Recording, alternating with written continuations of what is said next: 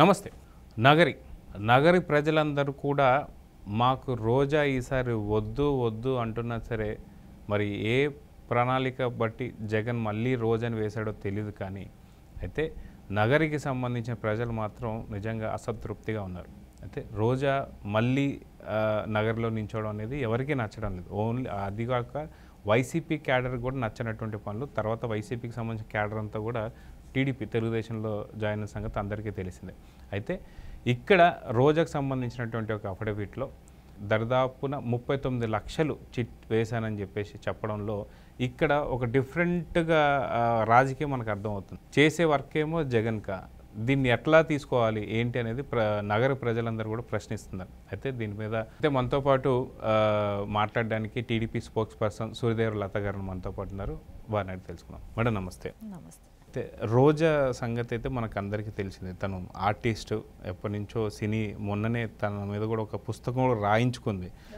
ఒక ఏమంటారు అనమాట, రంగుల ప్రపంచం నుంచి రాజకీయాల్లోకి అన్నట్టు ఒక బుక్ కూడా రాయించుకుంది.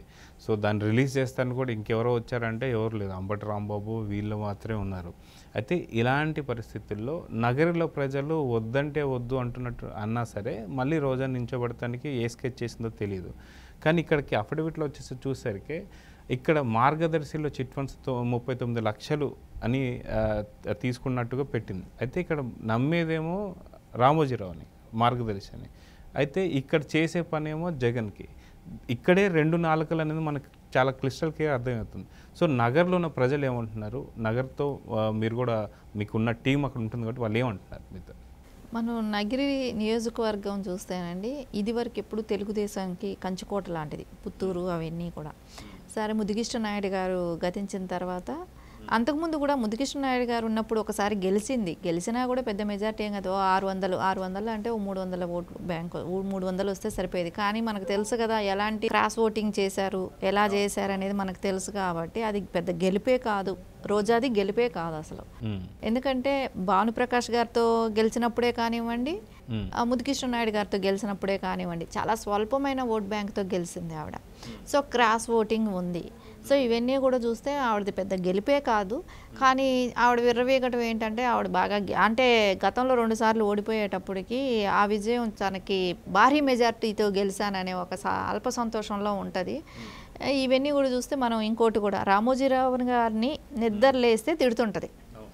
ఎక్కడ మీడియాలో కూర్చున్నా, ఎక్కడ మాట్లాడినా రామోజీరావు గారి గురించి తిట్టడం మొదలు పెడుతుంది. అంటే ఎల్లో పేపర్ అనటము, ఈనాడు పేపర్ని ఇలా అంతా మాట్లాడుతూనే ఉంటుంది. మార్గదర్శిని గురించి ఇంకెక్కడ చూసినా ఇంకా నోటుకొచ్చినట్టు మాట్లాడింది. కానీ అదే మార్గదర్శిలో తను అక్కడ దాచుకోవటం ఏంటి, అది ఎవరికి బయటపడదు అనుకుందా? ఈరోజు ఎలక్షన్ అఫిడవిట్లో బయట చెప్పాల్సిన వచ్చింది. అంటే మార్గదర్శి అంటే ఒక భరోసా. అది ఆ భరోసాని ఈరోజు నీ అంతటి నీదే అంటే, ఎప్పుడు నిజాలు దాస్తే దాగవు కదా, ఎప్పుడూ ఒకసారి బయట వస్తుంది అంటారు కదా. నిజం ఎప్పుడు నిలకడ మీద తెలుస్తుంది అని అంటారు. కాబట్టి కొంచెం లేట్ అవ్వచ్చేమో కానీ ఖచ్చితంగా అయితే తెలుస్తుంది. నీలాంటి వాళ్ళు కూడా సేవ్ చేయాలంటే మార్గదర్శిని నమ్ముకున్నారు. సో అనేది రామోజీరావు గారి మార్గదర్శి క్లియర్ కట్గా ఉంటుంది అనేది నీలాంటి వాళ్ళు దాచుకుంటున్నారంటేనే తెలుస్తుంది. అలాంటి నిందలు వేయటం, అలాంటివి మాట్లాడటం, ఆవిడ మాటలకి చేష్టలకి పొంతనే ఉండదు. ఎందుకంటే మళ్ళీ ఆవిడ నోటుకొచ్చినట్టు అవతల వాళ్ళని అందరినీ మాట్లాడుతుంది. ఆవిడ్ని ఏమైనా అంటే మటుకు ప్రెస్ మీట్ పెట్టి వలవలా ఏడ్చేస్తుంది. అంటే ఆవిడొక్కటే మహిళ. ఇంకా 2 రాష్ట్రాలకే కానివ్వండి, ఎక్కడైనా కానీ ఆమె ఒకటే మహిళ. ఆవిడకి అంటేనే బాధ వేస్తుంది. ఇంకా ఎవరిని ఆమె మాట్లాడితే ఎవరు బాధపడరు. ఆవిడకి ఆ రోజే చెప్పాను, మనం ఏమి ఇస్తామో అదే వస్తుంది, మనం మా అవతల వాళ్ళని ఏం మాట్లాడతాం మనల్ని అదే మాట్లాడతారని అన్న. ఖచ్చితంగా అదే జరిగింది. ఆవిడ మాట్లాడటంలో ఎవరు కూడా తప్పు లేదు. ఎందుకంటే ఆవిడ మాట్లాడే పద్ధతి మార్చుకోలే, ఇప్పటికీ కూడా మార్చుకోలేదు.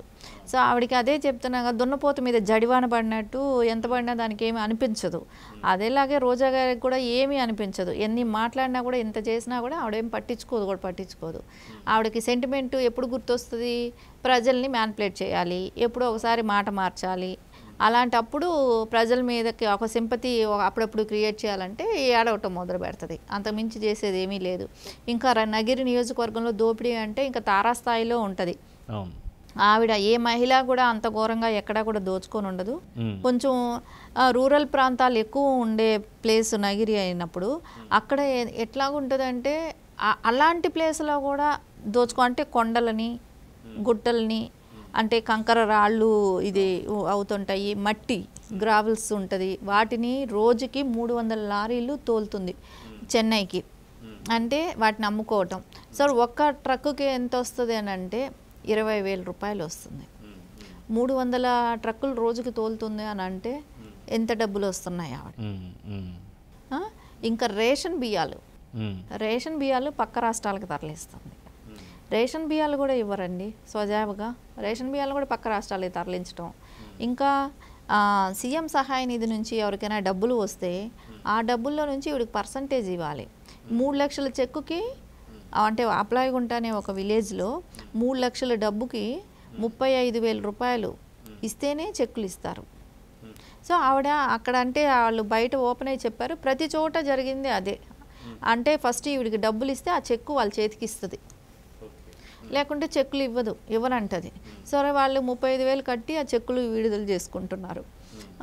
అంటే ఒక అనారోగ్యంతో సీఎం సహాయ నిధి అనేది వస్తుంది.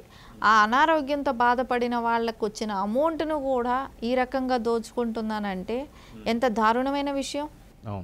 ఇంకా మనం చూస్తున్నాం గవర్నమెంట్ ల్యాండ్స్ ఉంటాయి, ఎన్ఓసి తీసిస్తానని చెప్పేసి అక్కడ వాళ్ళ దగ్గర డబ్బులు తీసుకుంటుంది, ఎన్ఓసి తీసిస్తానని చెప్పి. అది చేస్తుంది చేయదు కూడా. ఇంకా ఎక్కడైతే వెంచర్లు వేస్తుంటారో వాళ్ళకి కప్పం కట్టాలి. అక్కడ వాళ్ళ అన్నయ్యలు గద్దల్లాగా వెళ్ళి వాలిపోతారు. సో వసూళ్ళు చేసేది వాళ్ళే కాబట్టి వాళ్ళకి కంపల్సరీ కప్పం కట్టాల్సిన అవసరం ఉంటుంది. ఇంకా ప్రతిదీ ఇది అని అదేని లేదండి, ఎక్కడ దోపిడీ అని అనిపిస్తే అక్కడ దోచేయటమే. ఇంకా గవర్నమెంట్ ల్యాండ్స్ అన్నీ కూడా నేను అని ఆవిడ రాసుకోవటమే కానివ్వండి, వాళ్ళకి రాయించేయటమే కానివ్వండి, అంటే బినామీల మీద పెట్టడమే కానివ్వండి.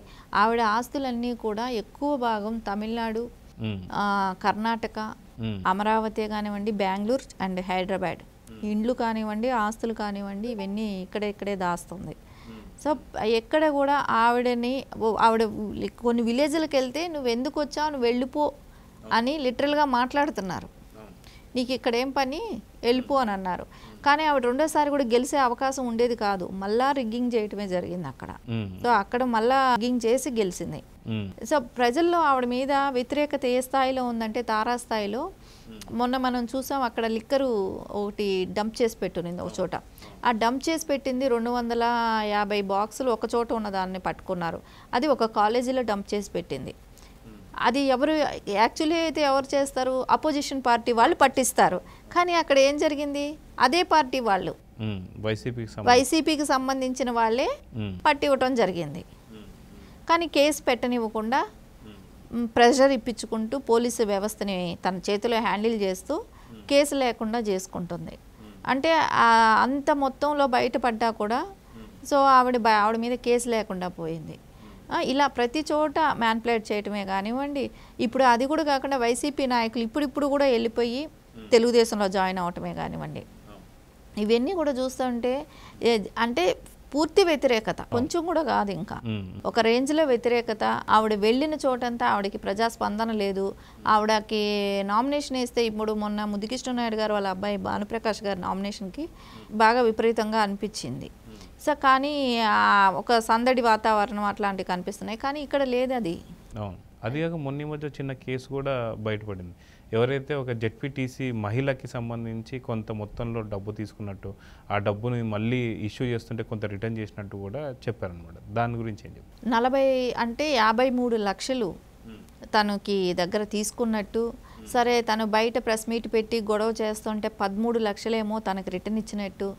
దాని తర్వాత ఇంకా 40 లక్షలు ఇవ్వాల్సి వస్తే తను అడుగుతుందని చెప్పేసి పోలీసుల్ని వాళ్ళ మీదకి వదిలి, మీరు కానీ అడిగారంటే మీ మీద కేసులు పెడతాం అని, అరెస్ట్ చేస్తాం, మీ మీద అక్రమ కేసులు బరాయించాల్సి వస్తుంది అని అంటే వాళ్ళని ఆపారు అని వాళ్ళు భయపడిపోయి ఇంకా 40 లక్షలు వదులుకున్నారు. ప్రతి చోట కానివ్వండి, పంచాయతీ వాళ్ళ దగ్గర నుంచి కానీ, ప్రెసిడెంట్ల దగ్గర నుంచి కానీ ప్రతి చోట ఆవిడకి వెళ్ళాల్సిన వాటా వెళ్ళిపోవాలి. ఆవిడకి ఇచ్చేసేయాల్సిందే.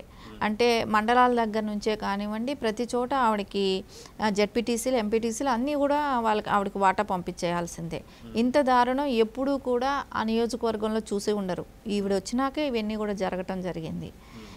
అంటే అక్కడ కొంచెం రూరల్ ఎక్కువ ఉంటుంది కాబట్టి వీళ్ళకి ఇంత అడగరేమో అనే ఒక దీంతో ఆవిడ చేయటం మొదలుపెట్టింది. రోడ్లు ఉండవు, రోడ్లు ఫెసిలిటీ లేకుండా చేసింది. అంటే గత 10 ఏళ్ల క్రితం ఎప్పుడైతే చంద్రబాబు నాయుడు గారు అవన్నీ వేశారో, మళ్ళీ 5 ఏళ్ల క్రితం ఆవిడ సీఎంగా, చంద్రబాబు నాయుడు గారు సీఎంగా ఉన్నప్పుడు కూడా నిధులు రోజా గారికి నార్మల్గానే వెళ్ళేది.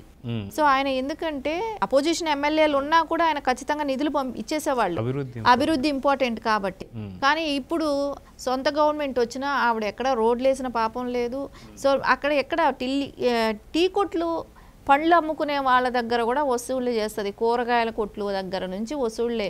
ఇంకా ప్రజలకు ఎలా అనిపిస్తుంది? వ్యతిరేకత ఎంత తారాస్థాయిలో ఉంటుందో ఉండదా మరి? అంత ఘోరంగాను ప్రజల్ని ఇబ్బంది పెడుతూ వాళ్ళ దగ్గర రక్త మాంసాలు పీల్చుకు తింటుంది ఒక పిశాసిలాగా. సో ఖచ్చితంగా అయితే ఈసారి అయితే బుద్ధి చెప్పే అవకాశం అయితే ఖచ్చితంగా ఉంది. ఆవిడ పెద్ద మెజార్టీతో ముందు నుంచి గెలిచిన ఆవిడ కాదు కాబట్టి ఇప్పుడు అవకాశమే లేదు. సో చూద్దాం మేడం, ఖచ్చితంగా మే 13వ తారీఖు మాత్రం సరైనటువంటి ఒక బుద్ధి చెప్తానికి ఏపీ ప్రజలైతే సిద్ధంగా ఉన్నారు. సో మెజారిటీ కాదు, ఈసారి డిపాజిట్లు ఉంటాయా లేదా అనేటువంటి పరిస్థితి మాత్రం నగరంలో కనిపిస్తుంది. సో ఏం జరుగుతుందో చూద్దాం. నమస్తే. నమస్తే.